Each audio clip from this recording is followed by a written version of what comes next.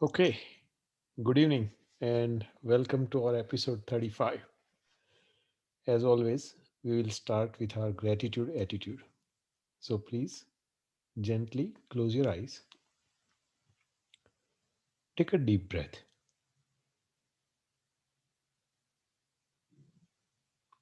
As you exhale, relax your body.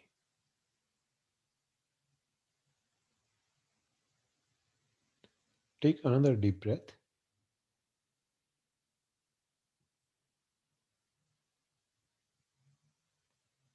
and as you breathe out, see all your muscles relaxing.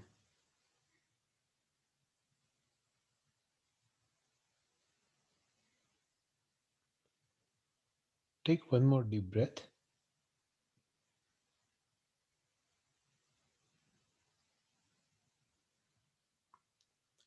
this time completely relax yourself.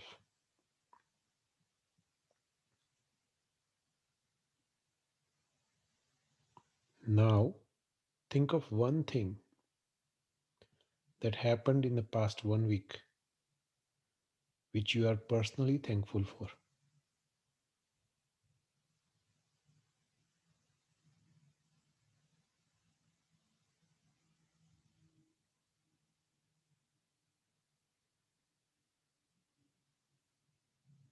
Once you have identified that,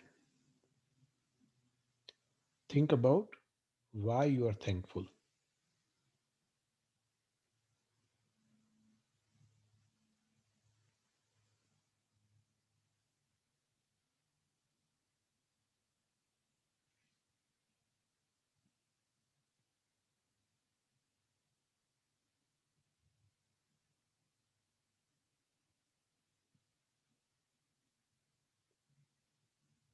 And now let's set it free. If you are by yourself, say it out loud what you are thankful for and why. If you are with someone, tell it to each other.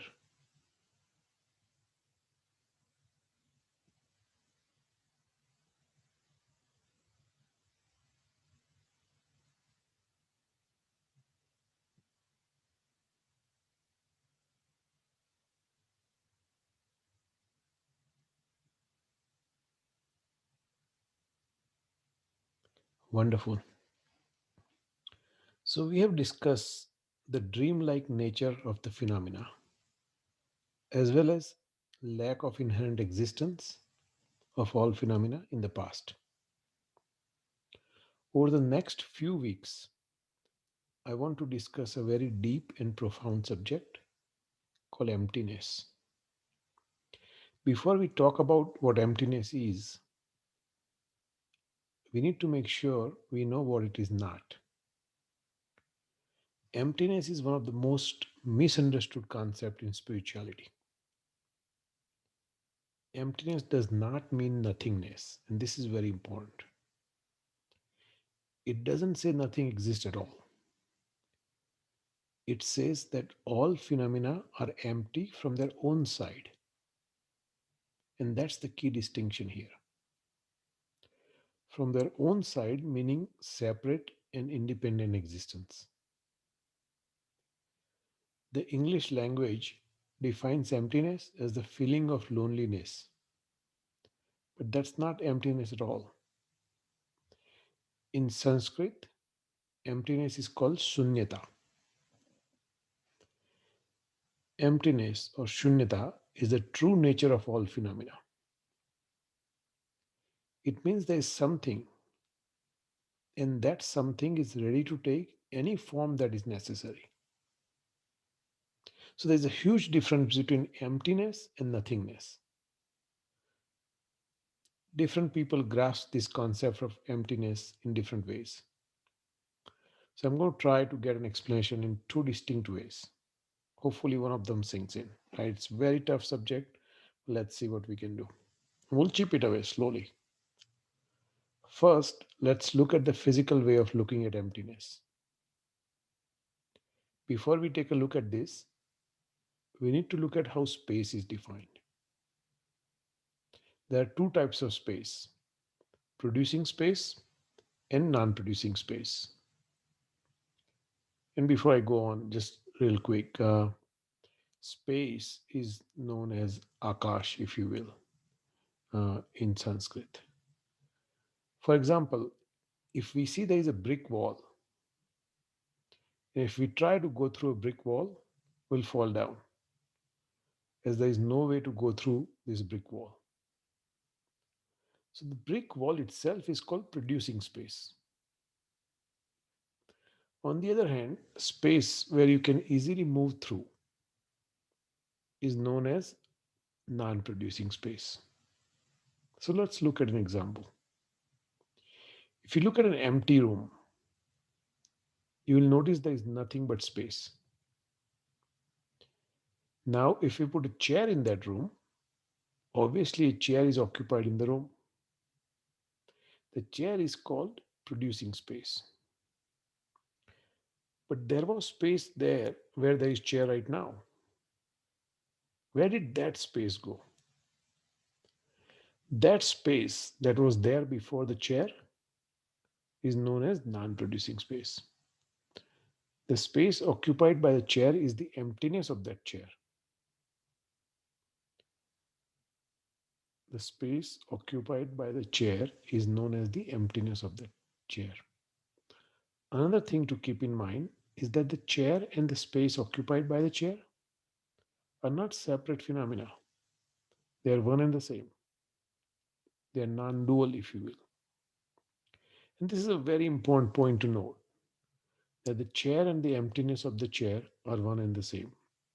So we are not saying the chair doesn't exist, right? That's a key difference between emptiness and nothingness.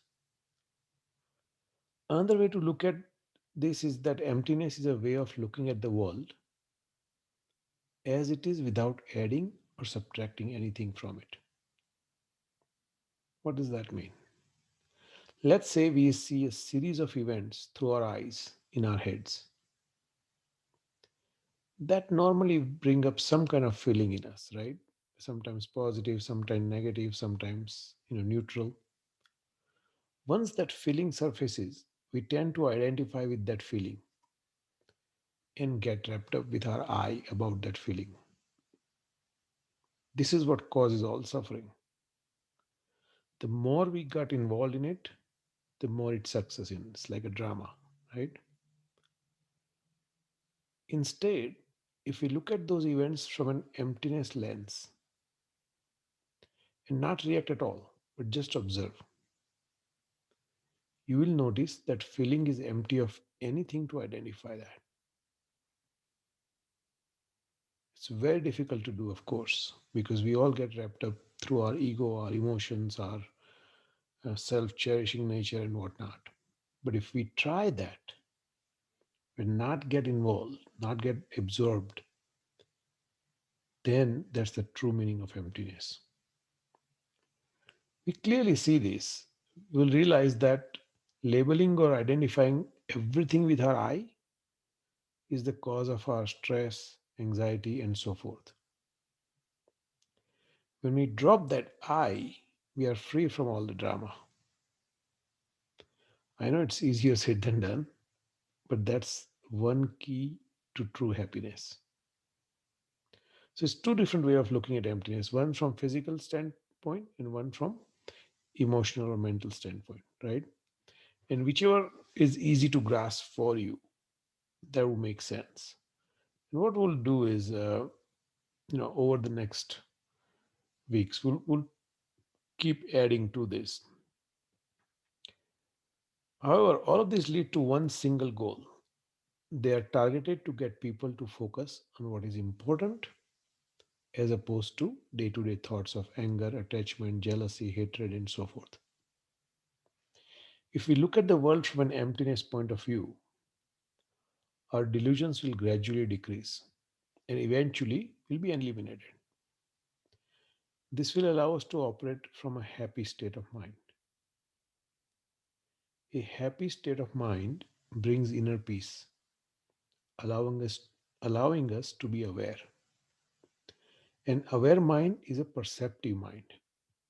And I think we discussed in the past that the function of the mind is to perceive. Imagine what we can achieve if our perception is crystal clear. So I know there's a lot to unpack here. I'm hoping we continue this series for the next few weeks and then have an extended Q&A at the end, similar to what we did after our karma series. So in our meditation today, we'll first settle down in our hearts as always. Then we will perform what is known as absorption of cessation meditation. All that means is no thoughts, no feelings, no sensations. We do this by imagining ourselves as a piece of wood. A piece of wood has no thoughts or feelings or emotions.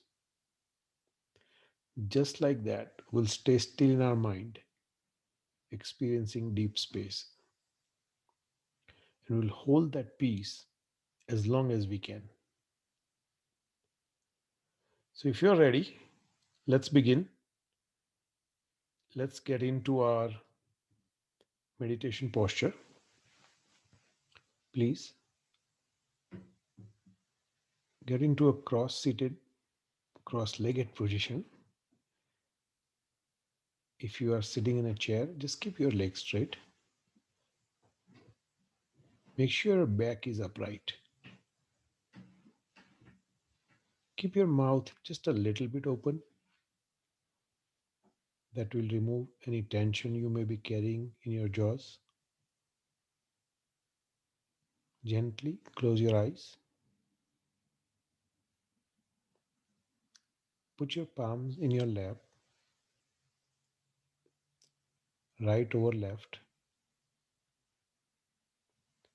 thumbs gently touching each other. Now take a deep breath.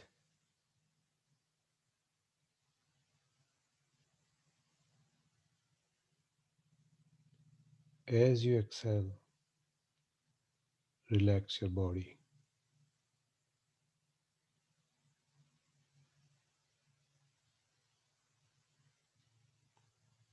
Take another deep breath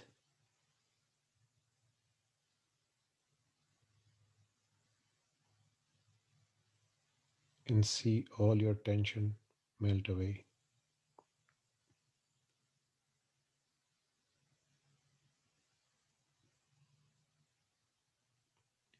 Bring your attention to the sensation of your breath.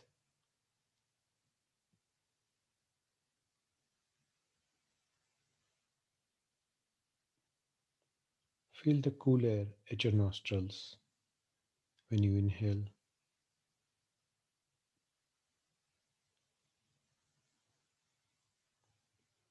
Feel slightly warmer air as you breathe out.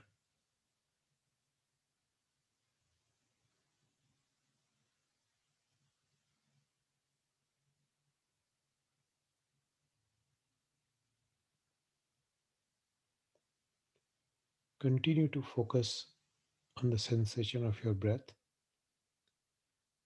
for about a minute or two on your own.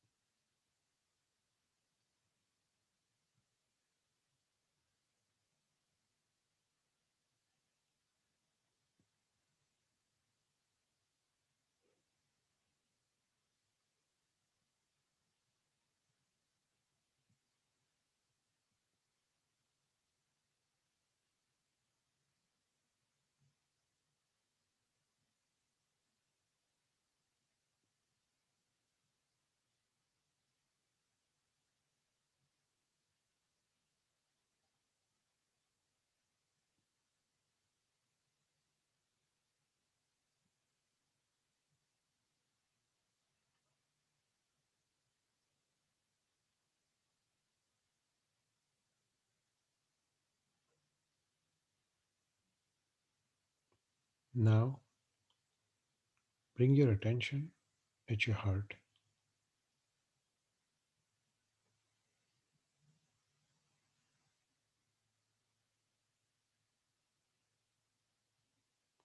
Imagine everything that happened before this moment melts away in light and disappears.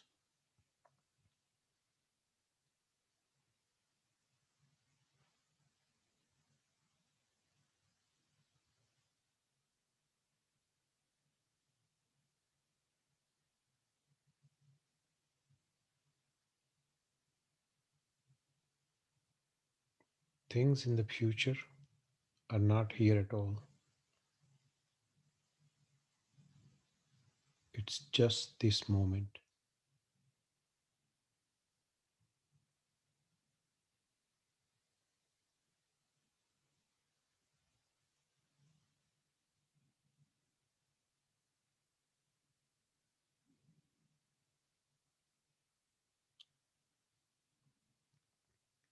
Enjoy the peace this moment brings.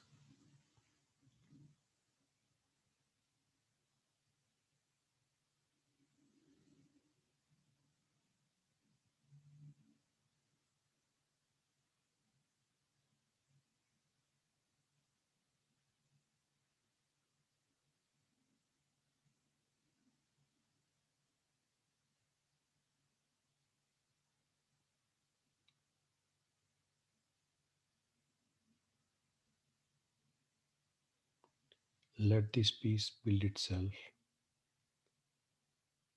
to the next moment.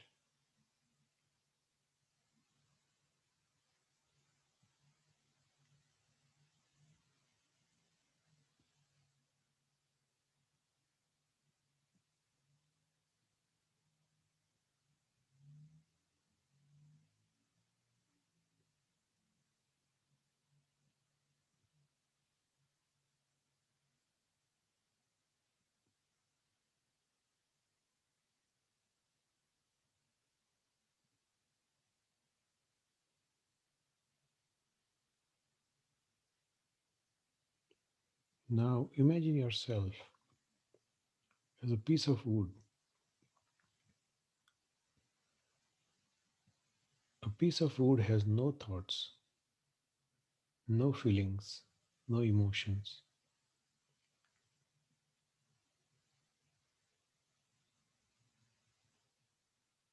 Just sit there like a piece of wood without any thoughts.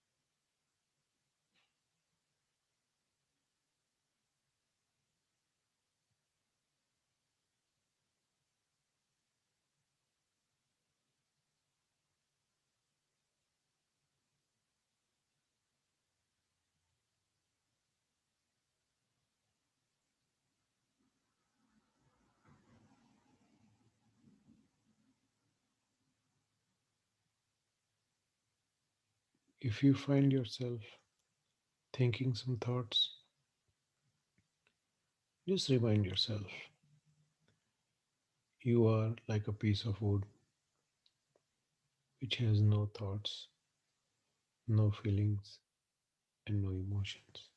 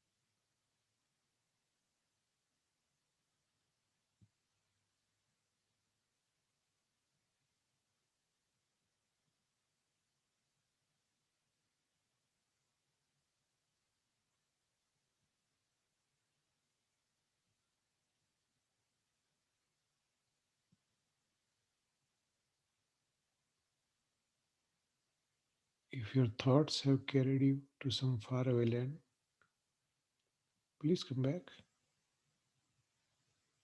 Go back to sensation of your breath for about 10 breaths.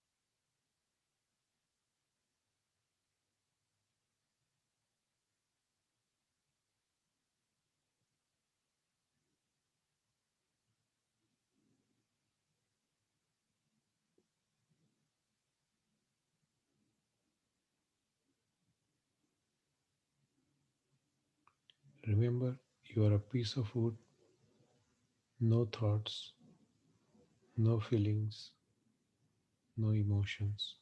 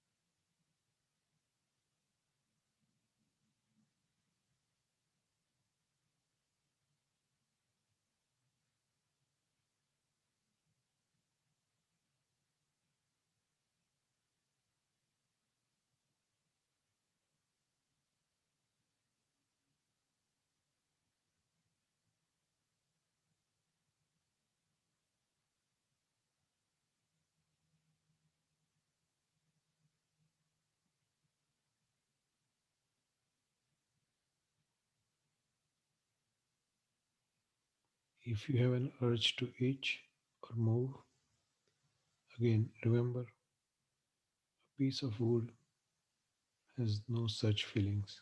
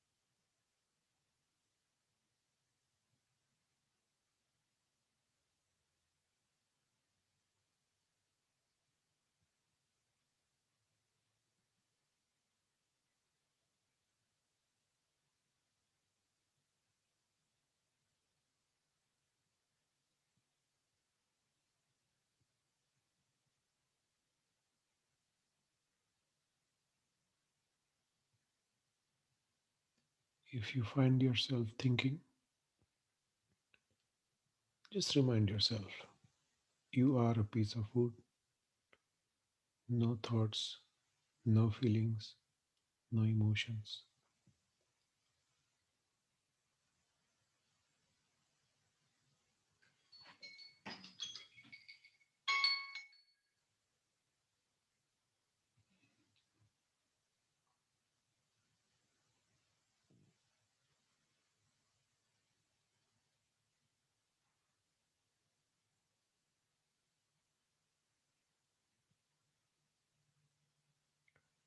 Enjoy the deep peace within you for the last minute or so.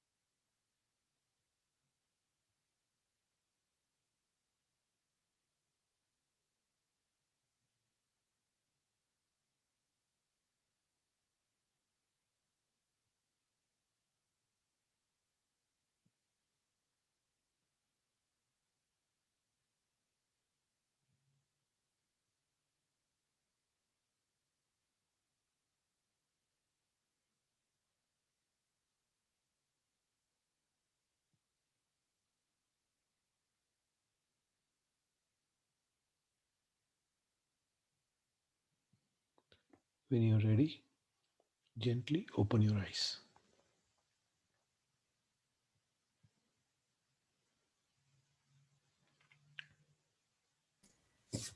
Okay. Any questions?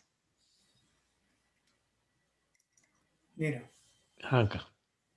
uh, I have a question. Yes, sir. When you say no feeling, piece of food, probably that's a little hard thing to even imagine, in my opinion, because right from birth, we have been attached with one feeling or other feeling, one relations or other relations, and we always try to attach ourselves to the good feeling if you want to be happy because that gives me happiness, like we come to meditation because that makes me happy, Hmm. or I go to movie because it makes me happy. Hmm. I never do something or plan something which makes me unhappy. Right. That's a human nature. Right. Whatever we do for happiness, but it doesn't happen and then we become unhappy. Right. That's a bad side of the story. Right. So why not, rather than thinking that I have no feeling, no senses or anything, Hmm. I will have all positive vibe and thinking positive. Hmm. And if I have more people thinking in the same line, it's a synergy where I can do something good for society or family or anybody. Right. Right. So let me address that. It's a very important point. Two things I'll say. There are meditations where you focus on positive feelings and let it build on top of that. Okay. So this is just a one of the meditation. So there are different kind of meditations, and there are meditation who specifically uh, ask you to imagine the most positive experience you had and the most positive feelings you had, and then build on top of that. So there are meditations which are a little bit advanced meditations, but yes. So, but in this particular meditation, we are saying this is the most useful meditation according to some research at EEL, that if you if or anyone suffering from anxiety, this one snaps it back instantly. Okay. So but again, there are different meditations which allow you to focus on positive and then build on top for sure. This particular one focuses on just without any feelings, attached, I mean detached from everything, right? Idea is that you said something very important. You said we hope for positive and they don't work out our way, or they go wrong, and that's where all the suffering comes from. And that's exactly right. Right. So if you can imagine that, if our attachment is reduced, right, then if things go wrong, we won't be unhappy. So that's another way to uh, I agree, Mira, but then if thing happens the way in which I wish, I don't become happy also. And Yes. always the every religion or every meditation or whatever you say, our Right. fulfillment is toward the happiness. Right. So why not achieve that by attaching something which is achievable, desirable, Right. and try to achieve that. So any external happiness, you're right. Every spiritual practice is geared towards true happiness, and true happiness is inner happiness. Okay, it doesn't come from eating great pizza, even though that makes me happy temporarily, right? If I love pizza, right? And money train ice cream cone. Unfortunately, all of that is stopped now, but that's a different discussion for a different day. But let's say I get the best pizza. I just wrote on my travel blog about pizza in Italy. Awesome pizza. Let's say somebody gives me, four slices and I gobble them up. And at the fifth slice, I say, you know what, I really don't like it. And I keep eating. I'll eventually throw up or I'll get sick, right? So the same item which brought me happiness, right, actually can bring me suffering too. So that pizza is not the true happiness per se, right? In this scenario. So the point is that true happiness comes from inner peace, which comes from detachment, right? Because attachment, not even detachment, it's essentially what we are saying is that you know you be happy with your inner self rather than external happiness. I do agree that material things will give you a pleasure, Right. but the inner happiness will make you happy. Exactly. I do see, but then there's a difference. Like when you say that you keep on eating pizza, four slices, five slices, because you exceeded your desire or limitation. Like I want to do something if I think of something which is beyond my capacity or imagination, Right. and I can't do it, and then I can become unhappy. Right. Like I can say that, hey, I want to become a Bill Gates, like billionaire in 1 year, which I can't do, so I become unhappy at the end of the 1 year. Right. But I say that no, I want to achieve certain reasonable growth in my business or in my income or whatever it is, which is achievable. I achieve that and I become happy. Well, anything is achievable in a sense that, you know, at what cost is the key situation, right? Let's say what you think reasonable. Let's say you say 500,000 is reasonable. So you say, I want to get $500,000 in my business. Okay. But million is achievable if you work, 18-hour day and forget about your wife and kids, right? So Agree. what is the price you are paying, right? So whether that happiness comes from that $1 million or happiness comes from spending time with your family, right? No, I do agree because that reasonable amount is always different for different people. Exactly. For me, $5 is reasonable, Yep. and for somebody, 500,000 is nothing. Exactly. So Exactly. It's I all in, agree. it's all in perspective, right? It's all in perspective.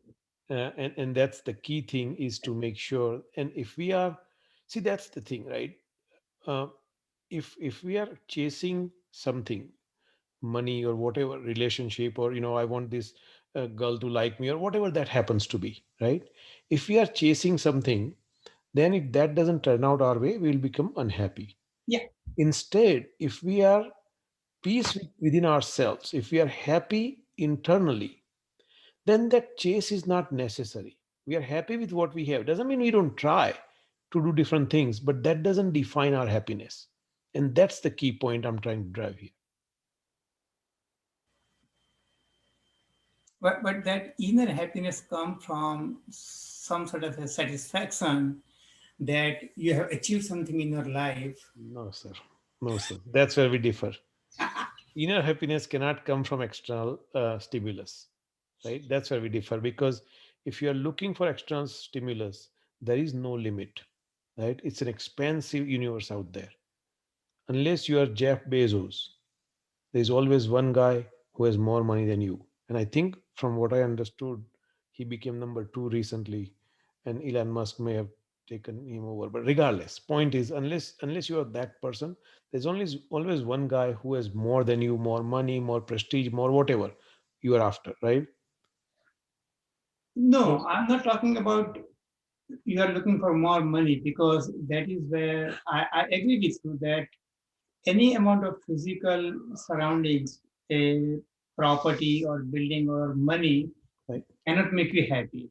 exactly. So long as you are happy with what you have, Thank whether you. it's external or internal, you are happy. Exactly. You can say that I have a 2,000 square foot of house, I'm happy, that's fine. The moment you look beyond that and say, hey, that guy has a 3,000 square feet of house, you become unhappy. Yep.